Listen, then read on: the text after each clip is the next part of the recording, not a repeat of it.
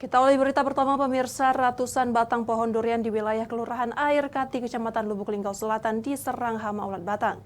Akibatnya ratusan pohon durian terancam gagal berbuah karena banyak pohon gundul dan mati.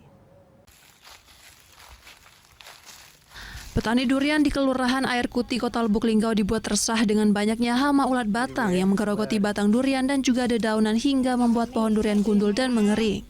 Banyak petani durian mengeluhkan serangan hama ulat, membuat kebun durian milik petani terancam gagal berbuah tahun ini. Petani awalnya menduga pohon durian mereka gundul itu disebabkan akibat musim gugur. Namun warga mengetahui sepekan terakhir, mendapati pohon duriannya banyak yang gundul akibat diserang hama ulat batang. Kejadian serangan hama ulat ini merupakan kejadian pertama di kebun durian petani. Hama ulat batang ini sangat cepat menyebar, dalam sepekan hampir 1 hektar dirusak. Warga hanya bisa pasrah atas serangan hama ulat ini dan berharap ada bantuan pemerintah terkait obat untuk membasmi hama ulat batang. Karena ulat, kata kami dusun tuh ulat padu. Yo, dia tuh manjat batang durian tuh makan daunnya habis galau. Sudah berapa lama kejadian ulat ini, Bu?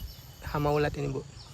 Jangka 1 minggu tuh 1 hektar habis daunnya. Dari Lubuk Linggau, Sudirman, iNews melaporkan.